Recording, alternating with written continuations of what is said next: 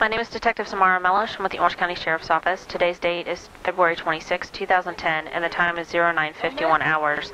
I am speaking on the phone with Jessica Wilder in reference to case number 10-16715, an incident that occurred at SeaWorld on February the 24th, 2010. Okay, Jessica, for the recorder, can you just say and spell your first and last name? My name is Jessica Wilder, Jessica, Wilder, Wilder.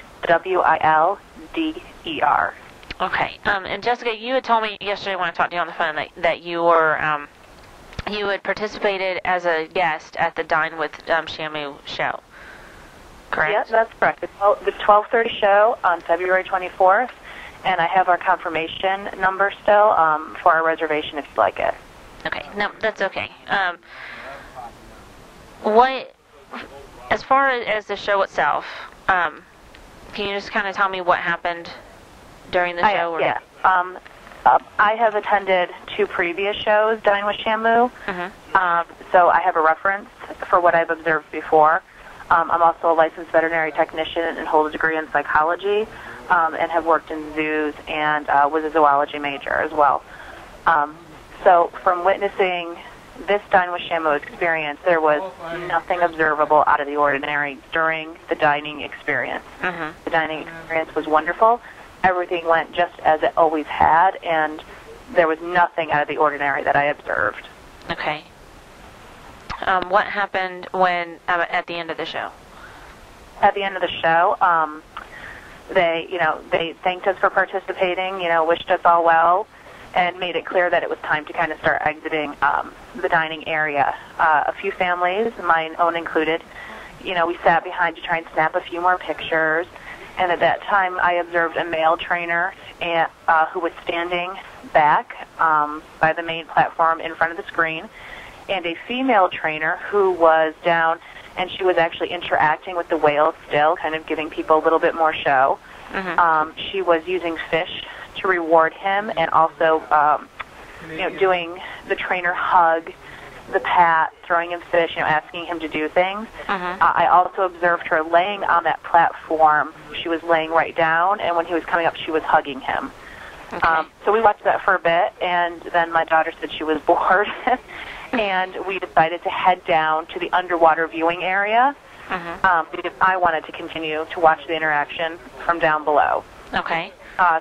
So we then left, and we went down around, and I was standing, if you look at the viewing area, there are, I believe it's 3 different panes of glass. I was on the one furthest to the right, so I could clearly see the whale in the water coming up to her to receive, his treats and whatnot.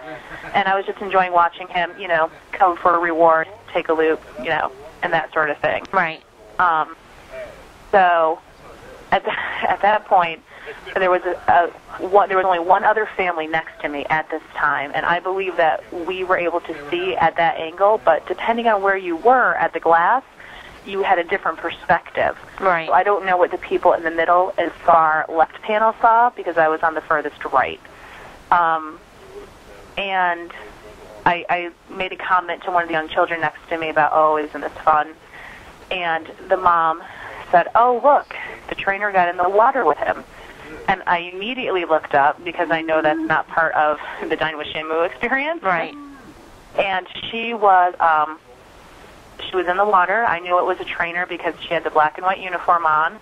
I did see blonde hair, so I assumed it was a female. I assumed it was the woman who had been up there. I also want to make clear that I don't know the whale's name that was with the Dine with Shamu encounter, but they did tell us it was the largest male at the park.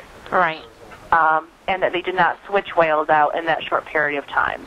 So I believe it was the whale that we observed during Dine with Shamu.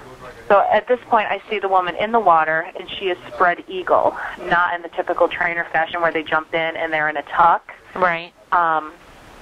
She was scrambling to get out. I saw her kicking, and I saw her reaching to try to get out.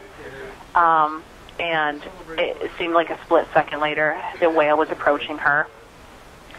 because when I saw her enter the water, when I saw her in the water, the whale was nowhere near her. Right. So my first observation was of her just in the water. And I turned to the woman next to me and said, "This is not part of the show. Get the kids out of here." And people didn't know what was going on. There was no alarm bell sounded. There was nothing. The attendant there did nothing. And here comes the whale. And at first it looked like he was going to go underneath her and give her a foot lift, you know, like you see them do during the Believe show. Uh-huh. And then he lifted his snout up and impacted her squarely in the chest. And she went, I mean, you can't go flying through the water, but it was substantial. He probably, whatever. She went, you know, soaring in the water, but she was still in the water. Then the whale left her and went to do another loop. She was still alive at that time because I saw her attempt to ball herself up. Okay. People were not screaming. There was no pandemonium. I don't think people knew what was going on. The SeaWorld attendant had not yet said anything, and I was getting concerned because I knew that the whale was she was going to kill her. Right. And so I turned to the mother next to me again, and I said, "Get your kids out of here." And I turned around to make sure my daughter wasn't, you know, at another window. Uh-huh. And I looked back because my daughter had gone up with my partner because she was poor, thank God. And the whale came around again, and he opened his mouth, and he was headed square for her waist. And at that point, I grabbed the kid next to me and spun her around and grabbed the mother and said, "Get them out of here." And we started to walk up, and I turned, and I could see, at that point, I just saw the woman's legs. I did not see blood in the water. And then, as we're halfway up, the man at the window started saying, "Okay, you know, everybody clear out, clear out." And we were at the top when the alarm bell sounded. Okay.